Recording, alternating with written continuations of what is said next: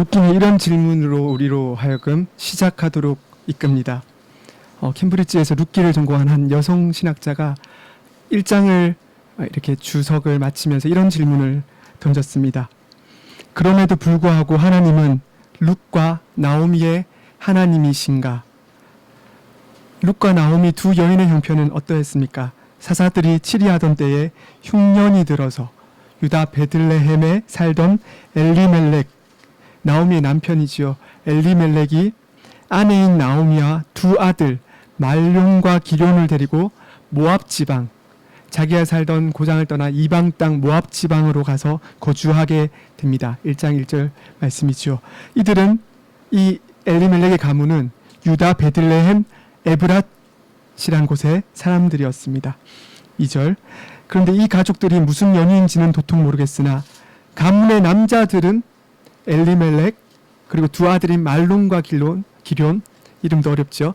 엘리멜렉, 말론과 기럨 모두 다 남자들은 다 죽고, 무슨 영문인지를 모르겠으나 이 남자들은 다 죽고 2명의 며느리와 나오미만 남게 되었습니다.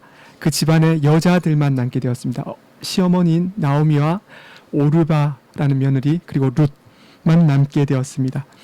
당시 고대 근동의 습관에 따르면은 남자들은 그 당시 습관이 독특한 역할과 지위를 감당하게 되어 있었기 때문에 가문을 이어간다는 척도는 남자들의 유무와 그들의 역할에 달려 있었습니다. 그래서 성인 남자의 역할이 중요했으므로 자신의 가문의 남성이 없어진다는 것은 곧 가문의 멸망을 의미하는 것이요, 그 가문에는 이제 절망뿐이요 눈물뿐인 인생이 예고된다는 것과 같았습니다. 1장 4절 보시면 모압에 거주한 지 10년쯤에 나오미는 홀로 남았음을 선언을 하고 있습니다. 질문 한번 드려보고자 합니다. 과연 왜 하나님께서는 나오미와 룻에게 이런 시련이라 할 수 있는 이런 시련을 허락하셨을까요? 그럼에도 불구하고 룻과 나오미는 그럼에도 불구하고 룻과 나오미의 하나님이신 걸까요? 저와 여러분에게 고난을 허락하시는 그 하나님은 왜 그런 고난을 허락하시는 걸까요? 잠시도 현실의 부조리해 보이는 오늘날의 여러 어두운 현실들과 모습들과 그것보다도 어두운 것밖에 볼 줄 모르는 오히려 나 자신이 한스럽고 추악하여 잠시도 기도함으로 주께 엎드려 눈물로 부르짖지 아니하면 살 수 없는 우리 자신의 실존을 보는 아픔과 쓰라림도 주의 작정하신 뜻 가운데 있는 걸까요? 이러한 애통함과 비통함 속에서 나오미는 모압 땅에서 10여 년 넘게 살던 그 생을 이제 마무리 짓고 남은 두 며느리조차 떠나보내고 베들레헴으로 돌아가고자 짐을 싸기 시작합니다. 1장 7절을 보시면 두 며느리는 각각 자신의 어머니의 짐으로 이제 돌아가라고 시어머니가 말합니다. 그러나 한 며느리 오르바는 시어머니에게 1장 14절에 나오듯이 입을 맞추고 떠나고 룻은 14절에 그를 쫓았더라라고 합니다.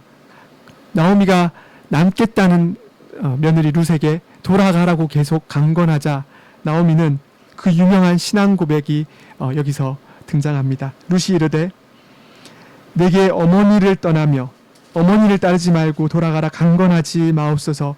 16절 어머니의 백성이 나의 백성이 되고 어머니의 하나님이 나의 하나님이 되리니.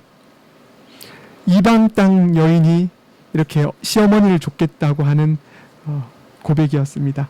룻기 결말은 지금 1장 사건인데 결말은 여러분들이 잘 아시듯이 베레스라는 이름이 나오면서 사실은 참 감사한데요. 이렇게 5절 말씀에 주님께서 주셨던 말씀처럼 다윗의 가문을 이루었노라고 하면서 끝이 납니다. 이런 결말에서 잘 드러나듯이 자신의 백성이 생길 줄 알고 룻이 이런 신앙 고백을 했던 걸까요? 남편도 없고 자신의 고향에 갈 수도 없는 안타까운 상황에서 심지어 나오미는 자신의 이름을 나오미라 하지 말라 마라라 하여 심히 괴롭다고 외치고 발버둥치는 이 어려운 상황에서 룻은 어떤 믿음을 하나님께서 주셨길래 이런 신앙 고백을 할 수 있었던 걸까요?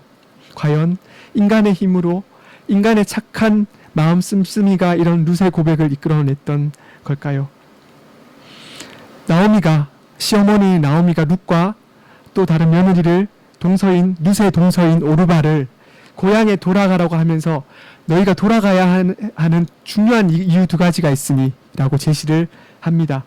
1장 11, 13절에 보시면 너희가 어찌 나와 함께 가려느냐 내 태중에 너희의 남편 될 아들들이 아직 있느냐 여호와의 손이 나를 치셨으므로 나는 너희로 말미암아 더욱 마음이 아프도다 하매. 그래서 나오미가 두 가지의 중요한 문제를 제기하니 첫 번째는 우리 가문에 남자들이 아무도 없기 때문에 나는 나이가 많아서 너희에게 남자를 낳아줄 수도 없고 남자가 지금 없기 때문에 우리 가문은 문을 닫는 가문이니 너희는 떠나라 라는 첫 번째 이유이고, 이를 성경에서는 기업 물을 자가 없다라고 하는 것입니다. 하나님께서 독특하게 맡겨주신 기업이 이제 더 이상 이어질 가능성이 없다. 그러니 룻에게 그리고 동서 오르바에게 떠나라. 두 번째 이유는 다른 한 가지, 여호와의 손이 나를 치시기 때문이다. 그러니 너희는 떠나라. 혹자는 나오미를 일컬어 욥과 같은 여자 나오미라고 이야기합니다. 욥과 같은 여자 나오미. 오 하나님, 제게 왜 이런 일이 생기는 겁니까? 도대체 왜 제게 이런 수치와 아픔과 멸망을 허락하십니까? 당신은 전능자이신데 나를 괴롭게 하셨으니 저는 저를 스스로 일컬어 말하라 하겠나이다. 나오미의 고백입니다. 이렇게 가문의 모습도 두 여인의 마음도 텅 빈, 두 번 등장하고 있습니다. 히브리어 레캄이라는, 나오미가 자신을 텅 비었다고 이야기하면서 그 상태로 텅 빈 자의 상태로 베들레헴으로 돌아옵니다. 그곳에서 나오미의 가문의 기업을 물을 자 보아스를 만나게 됩니다. 먼 친척인데 그 기업을 물을 가문 첫 번째 우선순위가 아무개라는 이름으로 뒤에 등장하고, 두 번째가 보아스인데 하나님께서 웬일이신지 보아스로 하여금 이제 그 나오미 가문의 땅을 대신해서 무르게 하시고 사게 하시고 심지어 룻까지 아내로 받아들이게 하나님께서 은혜를 베푸십니다. 그래서 룻기 마지막은 아까도 언급했듯이 다윗을 예고하는 텅 비었던 나오미의 가문에 이제 4장 14절에 가시면은 한 아기를 안고서 찬송하는 것을 볼 수가 있습니다. 이는 4장 14절은 1장 5절에서 두 아기, 히브리어로는 아기라는 단어가 똑같습니다. 4장 14절에는 한 아기를 얻고 찬송을 한다면은 1장 5절에는 두 아기 말론과 기론을 잃은 그 텅빔이 4장 14절에는 이제 회복된 텅빔이 채워진 모습으로 이제 등장하는 것을 볼 수 있으면서 이런 고백을 드리지요. 생명의 회복자요, 노년의 복량자요, 7 아들보다 귀한 며느리 룻이 낳은 자라고 이제 하나님께 찬송을 올려드리기까지 이릅니다. 그 아기는 오벳이었는데, 오벳이 누굽니까? 오늘 오전 말씀 기억하시듯이 다윗의 아버지인 이새의 아버지요, 예수 그리스도의 가문을 잇게 하는 귀한 며느리 룻, 그리고 가문이 망하는 듯 하였으나 메시아를 기다리는 귀한 가문, 다윗을 바라보는 가문 나오미의 가문으로 채워지는 회복이 일어나는 것, 이러한 여정이 룻기 4장을 통해 나타나는 이야기입니다. 우리 룻기에서 두 가지 내용을 짚고 넘어가야 합니다. 한 가지는 아까 보았듯이 나오미의 고백, 여호와께서 나를 치시니 라는 의미에서 볼 수 있듯이 도도하게 흐르는 큰 신학적 주제인 하나님의 섭리에 관해서 우리가 확인할 수 있습니다. 하나님께서 그 어느 것 하나라도 모르시지 않는다는 것이요, 깊이 아심 가운데 은밀히 자신의 뜻대로 자신의 일을 친히 이루어 가신다는 진리입니다. 다음 말씀들이, 룻기의 말씀들이 그 사실을 증언합니다. 우리 룻기 2장 3절 보실까요? 룻기 2장 3절입니다. 2장 3절에 룻이 우연히 친족 보아스에게 속한 밭에 이르렀고 라고 하면서, 우연히 하나님께서 그 친족인, 비록 나오미의 가문은 멸망에 이르렀으나 친족이 있는 보아스에게 속한 밭에 우연히 하나님께서 2장 3절에 이끄십니다. 4절에는 마침 그때라고 하여 보아스가 이삭 베는 자들에게 이릅니다. 마침이라는 단어는 사실 히브리어는 라는 감탄사지만, 감탄사를 여기 쓰므로써 성경 저자는 하나님께서 그 숨겨진 듯한 우리 가문에 숨겨진 듯한 기업 물을 자를 나에게 보이셨구나라는 것을 의미하는 감탄사입니다. 섭리를 외치는 고백하는 찬송하는 감탄사라고 할 수 있습니다. 어찌하여 하나님이 이토록 은밀하게 자신의 손으로 우리를 붙드시는가. 3장 8절 가시면요. 밤중에 일어나 본즉이라고 합니다. 아까 앞서 보셨던 2장 4절에서 보셨던 감탄사 마침 라는 감탄사와 똑같은 단어가 본즉이라고 되어 있습니다. 마치 사무엘을 불러 깨우신 하나님께서 그 깊이 잠든 보아스를 깨우시사 그 발치에 누운 룻을 보게 하셨으니 본즉 라고 되어 있는 감탄사입니다. 어찌하여 하나님이 보아스를 깨우사 룻을 보게 하셨는고 하나님의 섭리가 깊고 오묘하도다라는 감탄사입니다. 그리하여 보아스를 깨우신 하나님이 룻과 대화를 이어나가게 하심으로써 기업 물을 자 보아스를 준비케 하십니다.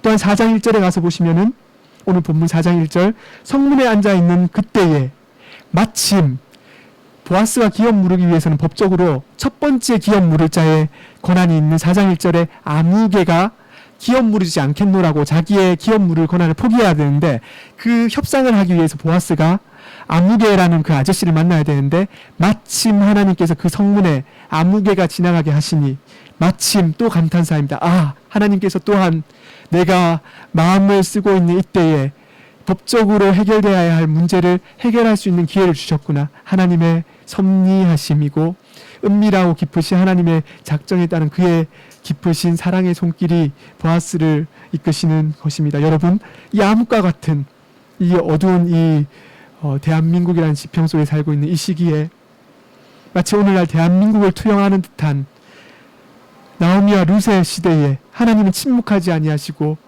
일하고 계시며 룻기 속에 나오는 인물들이 서로 밀접하게 서로 이방 땅에 있는 사람들을 불러 모으시사 서로 관련 있게 하시고 자신의 일을 이루어 가심에 영원히 현존하는 하나님의 보이지 않는 손으로서 그 섭리의 손으로서 자신의 일을 친히 이루시는 하나님의 어떠하심을 드러내고 있습니다. 섭리가 무엇입니까? 룻과 나오미를 창조하신 그분이 끝까지 그의 사랑과 긍휼과 자비와 호비와 은혜로서 이끄신다는 것이요. 잠언 기자의 고백처럼 사람의 걸음은 비록 우리의 자기의 길을 계획할지라도 사람의 걸음을 인도하신 분은 궁극적으로 여호와로 말미암는다는 신앙의 고백과 실존이 아니겠습니까? 우리는 여호와 하나님의 깊고 오묘한 지식을 다 알 수 없다는 사도 바울의 로마서 11장 33절에서 35절의 그 고백처럼 하나님은 절망과 혼돈뿐인 그리하여 여자 욥이라고 일컬을 수 있는 욥의 탄식과 울부짖음을 흩날리고 있는 나오미에게 찾아오셔서 만날 사람을 만나게 하시고 일어날 일을 일어나게 하시며 자신의 2차적인 손이라 할 수 있는 보아스를 통하여 전혀 예상치 못했던 한 인물 보아스를 통하여 마침 보게 하셔서 자신의 기업을 무르게 하시고자 일하고 계신 것입니다. 두 번째 주목할 것은 바로 기업 무른다는 것의 의미입니다. 오늘 우리를 살아가는 것은 우리 이 시대에 살아가는 우리에게 이 본문은 참 난해한 것은 그 시대의 문화를 모르기 때문입니다. 기업을 무른다는 것이 무엇입니까? 마치 부동산을 어떻게 한다는 것입니까? 구약에 중요한 원리가 있으니 레위기 25장 25절을 보시면은 하나님은 출애굽한 사람들이 먹는 것, 입을 것 이런 것들에 염려하지 않고 신약의 원리처럼 오직 하나님의 법도대로 그의 질서대로 살 수 있도록 각 지파의 기업을 다른 말로 땅을 정해주시고 그것이 서로 팔지 못하도록 그 가문에 속한 땅은 계속해서 유지하게 하셔서 의식주로 인해서 사람이 곰핍해지지 않게 하시고 신정국가인 그답게 여호와를 의지하여 살 수 있도록 땅을 보존해 주셨으니 그게 기업이라는 것이고 혹 그 가문의 남자가 끊어져서 자손이 그 기업을 이어가야 되는데 왜냐하면 남자에게 생계를 이끌어갈 그 힘이 있고 능력이 있고 또한 권위가 있다고 여겨졌기 때문이고 하나님이 사명을 부여주셨기 때문인데 그리하여 토지에 관한 법에 대해서 레위기 25장 25절에 이렇게 설명하고 있습니다. 형제가 가난하여 그의 기업 중에서 얼마를 팔았으면 그에게 가까운 기업 물을 자가 와서 그의 형제가 판 것을 물을 것이요 되찾아 줄 것이요. 그러니까 혹 힘든 경우가 있어서 팔았더라도 그 기업은 가문 중에서 친척이나 가까운 권리가 있는 또 다른 이웃이랑은 필줄이 섞여 있는 그 친척이 땅을 되사 주어야 하는 것이었습니다. 그게 하나님의 법이었는데 나오미가 지금 처한 상황입니다. 그래서 나오미가 남편 엘리멜렉과 예루살렘의 그 베들레헴에 있을 때에 자기 소유가 있는데 너무 기근이 심하니까 땅만 둔 채로 아무 효력이 없는 그 땅을 버려둔 채로 모압으로 갔다가 돌아왔는데 나오미가 사실상 그 주인이 되지만 사실은 땅을 경작할 힘도 능력도 재력도 아무것도 없는 상태에서 반드시 친척 중에서 혹은 가까운 근족 중에서 기업 물음이 요구되는 것입니다. 그런데 그 첫 번째 순위가 4장 1절에 나오는 아무개 어떤 아저씨요. 이름은 안 밝히고 있습니다. 두 번째가 보아스입니다.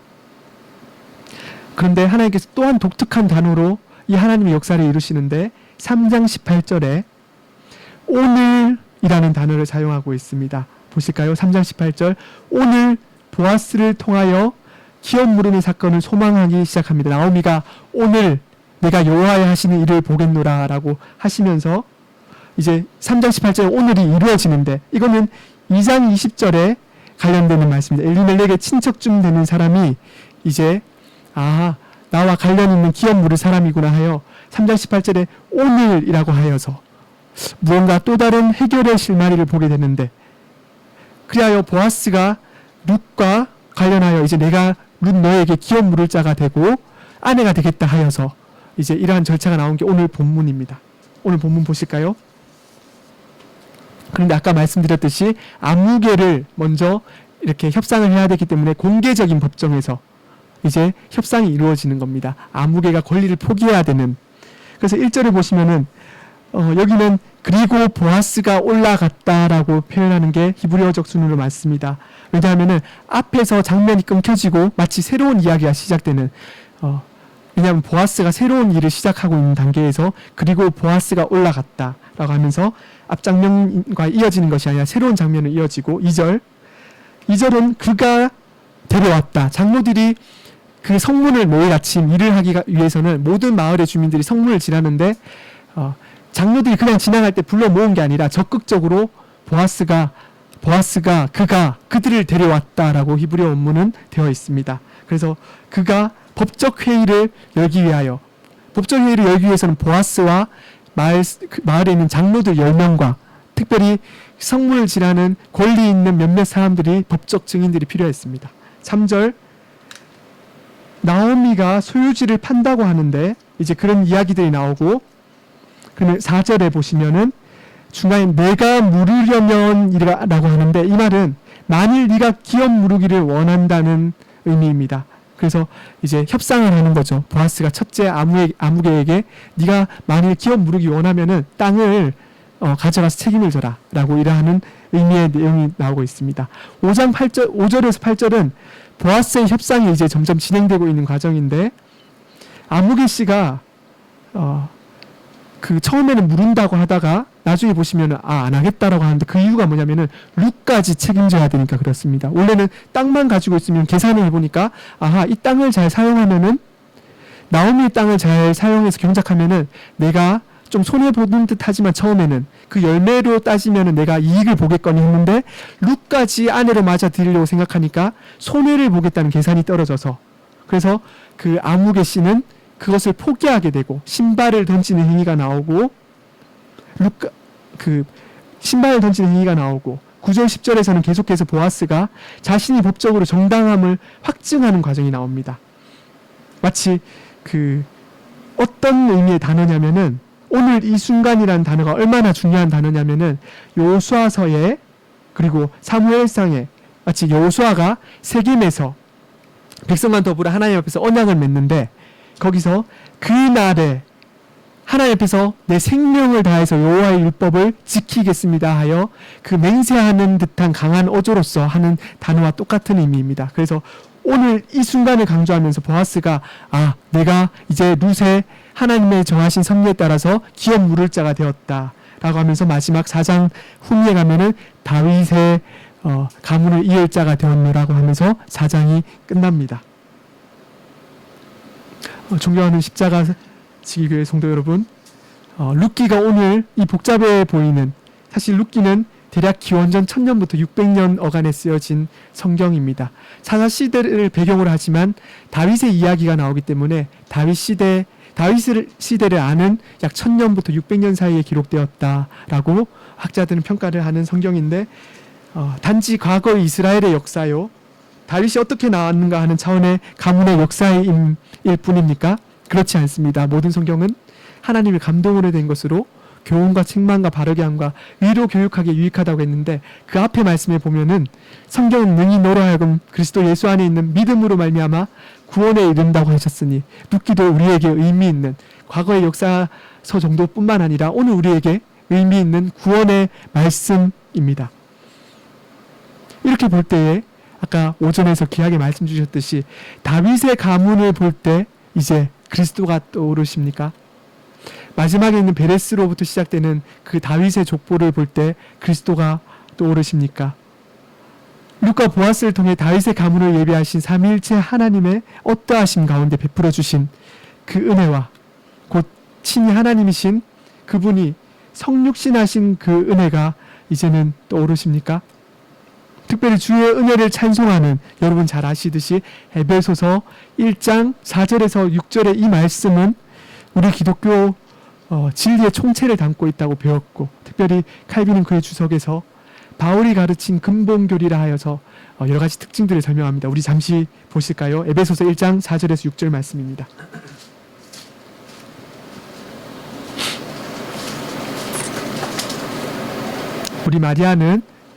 우리 주일학교 똑똑한 마리아는 다 외우는 말씀인데, 한번 마리아는 보지 말고 나머지 분들은 보시고 한번 같이 읽어보시겠습니다. 시작. 곧 창세전에 그리스도 안에서 우리를 택하사 의로 사랑 안에서 그 앞에 거룩하고 흠이 없게 하시려고 그 기쁘신 뜻대로 우리를 예정하사 예수 그리스도로 말미암아 자기의 아들들이 되게 하셨으니, 이는 그가 사랑하시는 자 안에서 우리에게 거저 주시는 바 그의 은혜의 영광을 찬송하게 하려는 것이다. 이 진리는 우리에게 이 룻기 본문과 동떨어진 게 아니라 동시에 그리스도의 은혜에 대해서 묵상하게 합니다. 곧 오늘 신약 시대를 사는 우리에게 참 기업을 물은 자 대신 예수님에게 온전히 집중하고 나아가도록 함은 룻기가 오늘 이 시대에 사는 저와 여러분에게 주시는 메시지인 것입니다. 오늘날은 하나님께서 저와 여러분들에게 구약 성경에서 기업으로서의 땅의 의미는 허락하지 않으십니다. 오늘날은 땅이 많다고 하여 구약시대처럼 무언가 어떤 그런 가문의 의미가 있는 것 절대 아니요. 내가 부동산이 많다고 하여 우리 가문이 복을 받았다, 이 가문은 우리 대대로 3대 4대 갈 것이니 우리는 하나님의 복의 복을 이루는, 전혀 아닙니다. 오히려 우리에게 재산이 있다면 청지기로서 맡은 줄 알고 두려움과 떨림으로 어떻게 나누어질까 고민해야 될 바요. 부동산이 많다면 내가 이 부동산을 차지함으로써 집 하나 없어 헐벗고 있는 자 없는가 돌아보아야 할, 두려움을 가져야 할 때가 이 시대이지, 이 땅은 오히려 오늘날 그리스도의 왕국 하나님의 나라로서의 의미가 있는 것이지 결코 문자적으로서의 의미는 없습니다. 그들을 구약 율법주의, 유대주의적 해석가라고 하고 세대주의적 해석가라 하여 이미 이 시대는 보기 드문 유치한 해석이 되었으나, 그럼에도 불구하고 많은 사람들이 은연중에 내게 재산이 있으니 내 신앙이 좋은가 보다 하여 착각하고 살아가고, 너무나 어리석고도 어리석게 살아가는 이 시대의 모습을 볼 수 있는데, 결코 룻의 기업 물은다 할 때 그 기업은 그런 의미가 아닙니다. 오히려 우리는 그리스도의 왕국을 허락하신, 하나님의 나라를 허락하신 그 은혜를 목도해야 되는, 그리스도로 말미암아 성취된 그 구속사적 은혜를 바라보아야 되는 의미가 있는 것인데, 오늘 방금 읽으신 에베소서 1장 4절에서 6절은 우리에게 룻기를 통해서, 그리고 에베소서 말씀을 투영하게 하심으로써 몇 가지 은혜를 가르쳐 주십니다. 첫 번째, 하나님의 영원한 선택이 우리의 소명과 우리가 하나님께로부터 받는 모든 은사들의 기초와 첫째 원인이 된다는 것입니다. 하나님의 선택, 곧 하나님이 어째서 우리와 같은 자들에게 이토록 풍성한 은혜를 날마다 주시었는가, 그리고 어째서 하나님이 우리에게 하늘 문을 열어주시는가에 대한 이를 물을 때마다 우리는 언제나 하나님이 우리를 창세 전에 택하셨다는 이 원리로 돌아가 설명할 수밖에 없습니다. 다른 근거는 없습니다. 곧 하나님이 우리를 창세 전에 택하심에 우리는 아무 공로도 없이 그저 주님의 값을 다하신 은혜로, 사랑으로 선택되었다는 것을 이 말씀은 그저 말씀합니다. 왜냐하면 부패한 우리의 인간성에는 다만 멸망할 내용들, 재료들밖에 없기 때문입니다. 두 번째, 그리스도와 그리스도 안에서 값없이 양자로 삼으셨다는 은혜가 이 룻기와 에베소서 말씀에서 볼 수가 있습니다. 즉 그리스도 안에서라고 에베소서가 강조함으로써 값없이 오직 그리스도의 의로 확정되었음을 말씀합니다. 하나님께서 우리를 양자 삼으심, 배우셨듯이 영생을 주심, 하나님의 자녀되게 하심은 우리를 그리스도의 몸에 접붙여 주셨기 때문이고, 이로써 우리는 진료인이라 배웠듯이 그리스도를 통하여 하나님과 화해되었다는 것입니다. 곧 그리스도께서 죽으심으로 인해 우리에 대한 하나님 아버지의 사랑을 확증하셨습니다. 하나님 아버지의 모든 뜻과 의를 다 물으셨습니다. 요구를 다 물으셨습니다. 우리가 그리스도의 피로 말미암아 구속 곧 죄사함을 받았고, 바울의 고백처럼 우리가 우리의 죄에 대한 책임을 지지 않도록 우리를 대신하여 속죄하여 주신 것입니다. 우리가 받아야 할 당연한 죄의 대가들인 죄책과 형벌에서 벗어났음의 은혜보다 더 큰 것이 어디 있겠습니까? 세 번째, 우리가 선택받은 최고의 목적은 여전히 한 가지, 하나님의 영광밖에 없음을 제시해 줍니다. 즉 그의 기쁘신 뜻대로 무조건적인 은혜 가운데 선물 허락하신 믿음에 의하여 그리스도와 교통하고 그리스도를 통하여 하나님께 나아가고 그리스도를 위하여 살게 하시고, 우리가 양자의 은혜를 누리게 한 것은 이를 위하여 살게 하신 하나님의 은혜인 것입니다. 이러한 모든 내용들, 주님이 우리를 위해서 기업 물으신 자가 되었다는 의미이고, 이 사실은 룻기의 기업 물을 자가 예수 그리스도이심을 확증하게 합니다. 곧 구약학자들은 특히 트리니티에 계시는 베게메렌과 같은 학자는 구속사적 점진적이라는 해석을 이런 용어로 쓰기도 하지만, 그런 용어를 쓰지 않더라도, 또한 언약적 해석이라 쓰기도 하지만 그런 용어를 쓰지 않더라도 우리가 룻기를 통해서 마땅히 그리스도를 묵상하는 자리에 나가야 하지 않겠습니까? 이러한 예수 그리스도의 의에 정가의 그 가치, 곧 정가의 가치를 얼마나 묵상하고 살아가고 계십니까? 이는 저에게 대한 질문이기도 합니다. 저와 여러분 얼마나 물음의 주체시요 내용이 대신 주를 붙들고 사십니까? 사실 무르다는 용어는 우리가 낯선데 성경에 있는 단어니까, 무르다는 어거는 그 국립국어원, 우리 인터넷에서 가장 바른 성경 바른 국어사전인데, 거기 보면은 이렇게 두 가지 의미가 되어 있습니다. 첫 번째, 사거나 바꾼 물건을 원래 임자에게 도로 주고 돈이나 물건을 되찾다. 두 번째, 이미 해간 일을 그 전의 상태로 돌리다. 그러나 항상 우리가 주의할 것은 이런 그 국어사전적 의미를 성경에 가져올 때는 그대로 사용하시면 안 되고, 성경의 문맥에 따라서 룻기에는 이렇게 무르게 했었구나, 그리고 신약에서는 주님으로 말미암아 물음이란 단어가 단지 이런 사전적 의미가 아니라 뭔가 풍성하게 빌려와서 사용하고 있음을 인지하고 항상 성경을 보시고 깨달으셔야 함이 유익할 것입니다.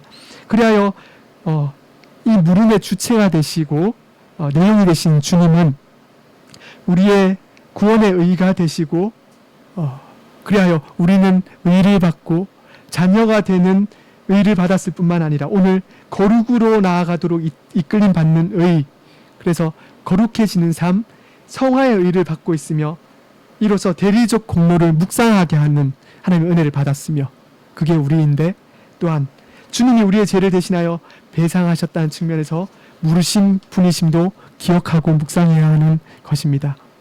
이 물음이란 단어는 참 하나님이시자 참 사람이신 중보자이신 예수 그리스도께서 전생애를 통하여 순종하신 값을 표현할 때 쓰는 단어요, 우리에게 나오는 성경의 가르침입니다. 보아스가 나오미의 기업을 보상하였듯이의 차원이 아니라 그 너머의 차원의 이상의 의미를 가지고 있는데, 즉 죄의 값 자체를 지불하는 것에 머무르지 않고 더 나아가 주님의 물으심은 죄를 짓기 전에 아담의 상태로 돌리는 것도 아니요. 더 나아가 더 나은 하나님의 영생의 자녀 되게 하심에 의미가 있는 것. 그 은혜로 부르시는 은혜의 폭, 우리의 구원 전체를 다 담는 은혜의 폭을 설명하는 것입니다. 매주 월요일에 또 다른 수업을 하고 있는데 월요일은 쉬는 날이거든요.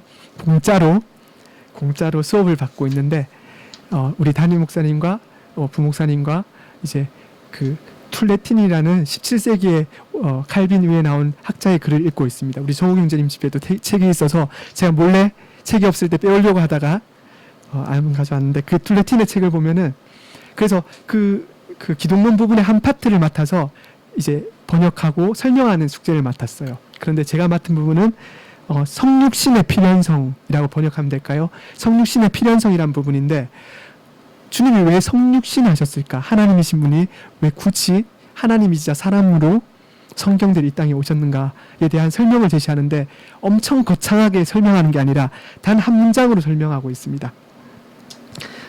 제가 의역한 거는 하나님의 아들이 성육신 하셨어야만 하는 이유가 무엇인가? 답변으로서 하나님의 아들이 성육신 하신 것은 오직 죄 때문인데 만약 인간이 죄를 짓지 않았더라면 예수 그리스도께서 성육신 하실 필요가 없으셨다라고 설명하면서 다른 내용은 안 붙이고 그 다음에 성경 구절을 인용하면서 거기를 보면은 수많은 말씀들이 인용하는데 거기에 들여다보면 주님께서 우리의 모든 것이 되셨음을 우리의 죄를 용서하셨을 뿐만 아니라 우리 자신을 용서하셨고 하나님과 화목케 하신 은혜를 담고 있습니다. 성육신 하신 이유 우리를 위해서라는 단 한 가지 이유라고 하십니다. 즉 주님이 이 땅에 나시고 고난받으시고 죽으심과 적극적으로 성경대로 모든 율법을 준수하심으로써 우리에게 적극적으로 의를 전가하신 우리의 존재 전체와 삶 전체를 담는 은혜인 것입니다. 따라서 이 주님의 물음은 예수 그리스도의 일하심의 공로요 우리의 공로 아니요 하나님의 기뻐하신 뜻에 따라 우리를 위한 대속제물 대심입니다. 이러한 속죄의 유일한 근거는 앞서 살피셨듯이 하나님의 절대적인 주권적 사랑이요 우리가 예측할 수 없는 이 사랑이요 삼일체 하나님의 협약에 따른 작정에 기초함이요 우리의 죄를 사하실 뿐만 아니라 용서하시고 하나님과 사람 사이를 화목케 하시는 은혜에 있는 것입니다. 이 말로 다 할 수 없는 은혜의 표현이 참 기업 물인자 대신 예수 그리스도에게서 흘러 넘치고 있는 것입니다. 이 고상하고도 깊은 진리에 이 은혜에 든든히 거하여 어떠한 풍랑과 시련과 나오미와 같은 고백, 마라, 괴로움이라는 뜻인데 그런 괴로움을 부르짖을지라도 고통과 괴로움의 상태에 있다 할지라도 마음껏 통곡하고 울며 주 앞에서 우시되 오직 주께 나아가되 그리고 주께 나아가서 오로지 주님 앞에서 답을 찾고 외쳐 부르짖는 저와 여러분들 되시기를 소망해 봅니다. 주님의 대속에 갇힌 이 모든 것을 포함하기 때문에 우리 오늘 잘 배우셨듯이 포함하기 때문에 그러합니다. 성경 한 구절만 읽고 마치겠습니다. 골로새서 1장 19절 20절 말씀입니다.